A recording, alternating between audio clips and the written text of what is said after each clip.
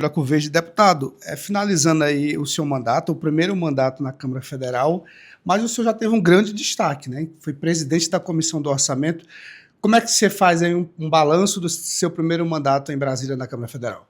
Bom, é como você disse, eu tive muita sorte e também muito conhecimento em Brasília e nesse primeiro mandato eu pude galgar alguns postos importantes, como a presidência da CPI de manipulação dos jogos.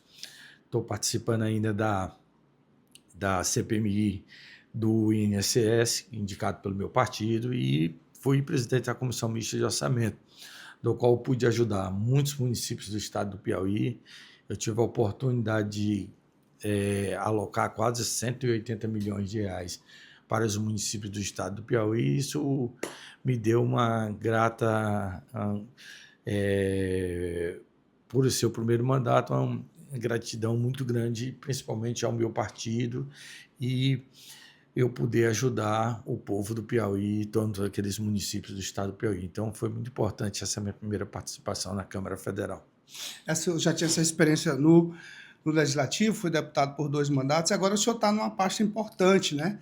Pelo menos até abril ali, como secretário aqui da Prefeitura de Teresina. Como é que está sendo essa experiência também? É verdade, eu acho que até fevereiro a gente deve voltar a Brasília, porque tem a questão das indicações das emendas parlamentares.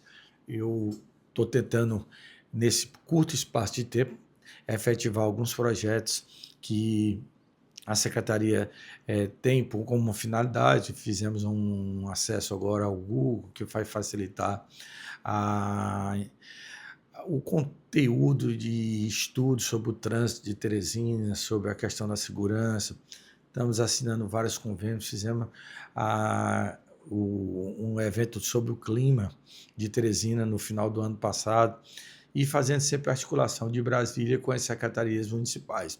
Damos adiantamento na Torquato Neto, na galeria da Torquato Neto. Ontem mesmo fizemos uma reunião na Caixa Econômica com a firma que ganhou, com todos os envolvidos, SDU Sul, com o secretário de Planejamento, Marco Antônio Ares, e fazendo esse meu papel de articulação para que os projetos consigam sair do papel aqui na cidade de Teresina. São quase 480 milhões de obras que a gente está conseguindo fazer, tirando do papel e efetivamente fazendo na cidade de Teresina.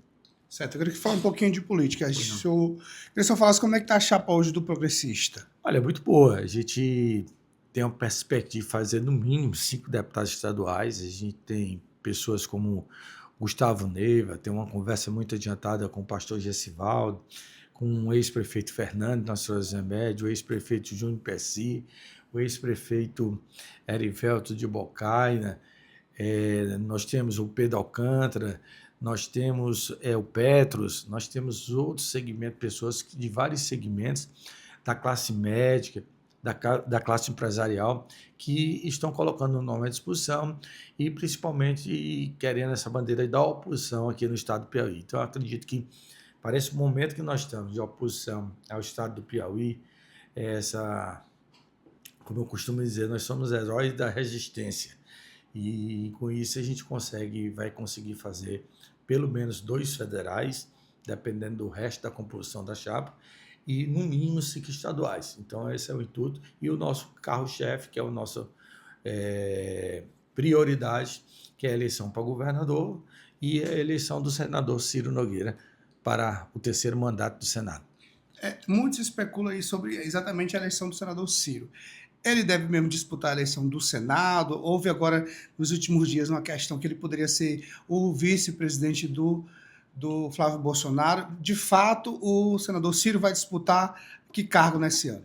Não, isso é questão já resolvida. O Ciro é candidato a senador, ele está trabalhando para isso. Eu acho que o trabalho que o Ciro faz pelos municípios do Piauí, ele não sendo candidato, ele deixaria vários municípios órfãos do estado. Então ele sabe dessa responsabilidade e o povo do Piauí, os políticos, os prefeitos, sabem da importância que é ter o Ciro lá.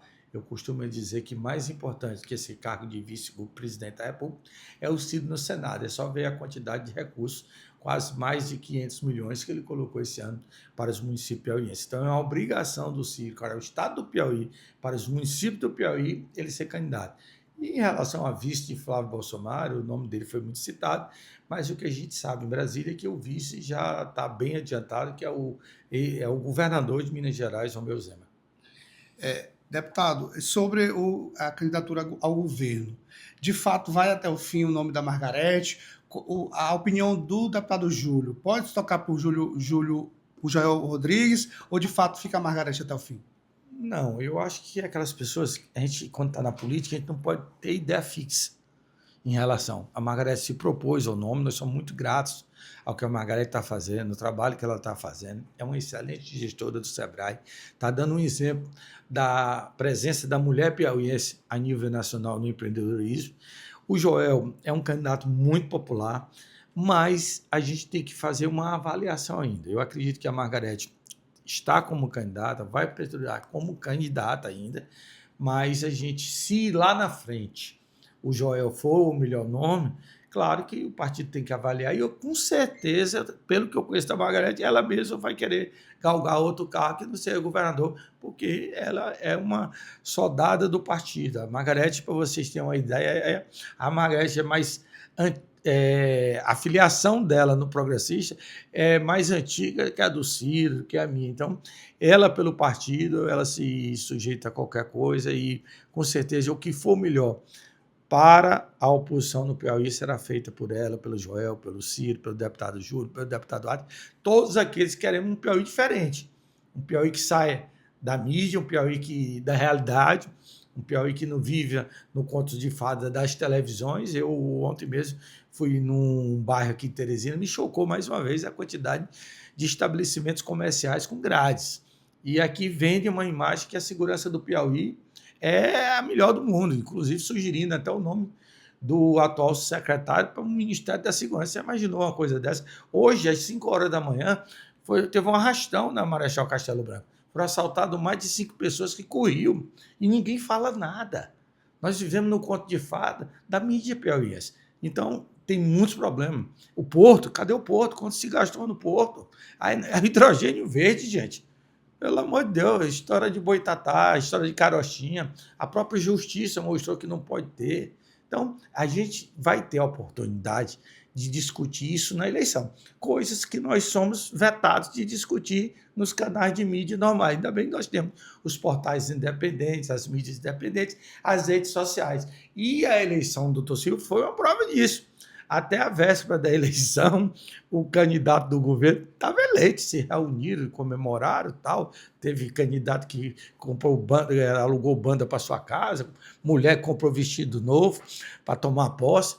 E aí que deu no que deu. Doutor Silvio caladinho ganhou no primeiro turno. Graças a vocês que são independentes, tem essa mídia independente, que a gente pode falar a realidade do nosso Piauí. Agora, essa avaliação que vai bater o martelo deve acontecer em que mês? O deputado Júlio está postulando, junto com o senador Ciro, com todos aqueles que fazem progressistas, que a gente tem que escolher o candidato logo após o carnaval. Nós temos que saber com quem podemos contar, com quantas pessoas vamos contar, inclusive não só na chapa majoritária, mas também na chapa proporcional. Na chapa majoritária, nós temos uma urgência maior, porque a gente precisa de procurar partidos para compor com a gente. Meu entendimento é esse. Então, mesmo no recesso, eu tenho conversado muito com o senador Ciro e eu acredito que logo após o carnaval nós vamos ter essa decisão. A Margarete está aí, isso não impede de dizer que ela vai sair, que vai ficar. Nós vamos ter que fazer uma grande pesquisa, uma avaliação, saber se tem algum partido que não ficou satisfeito na base do governo, que possa compor com a gente a oposição, e depois dessas conversas e dessa grande pesquisa, a gente colocar nosso grupo na rua, para que a gente possa justamente abrir os olhos do piauiense para a realidade. A eleição é uma oportunidade que a gente tem de fazer isso. O deputado do governo tem dito que quer até as 10 vagas, se fosse possível, da Câmara dos Deputados. Como é o Partido Progressista? Quer manter as duas, vai ampliar, ou realmente só um mandato, só o seu, por exemplo, para a reeleição? Olha, eu sempre tive vontade de ganhar na loteria. Estou completado dia 14 de fevereiro, 60 anos e não deu nada ainda. Vontade é aquilo que dá e passa. Ainda bem que acontece isso. E arrogância e prepotência nunca combinou com a política piauiense. Aqui sempre teve oposição. nos mesmos auros do PFL, do PMDB, a gente é oposição. Nós não podemos ter unanimidade. Entendam isso, até para o bem do governo. O governo tem que ter limite. O governo tem que ter oposição para impor limite ao governo. Então, essa questão das vagas é vontade do governo. Eu também, como eu disse anteriormente, tinha vontade de ganhar, que eu iria que o Rio fosse campeão mundial, um bocado de coisa que não aconteceu durante 60 anos da minha vida. E assim o governador pode pensar também nessa das vagas dele.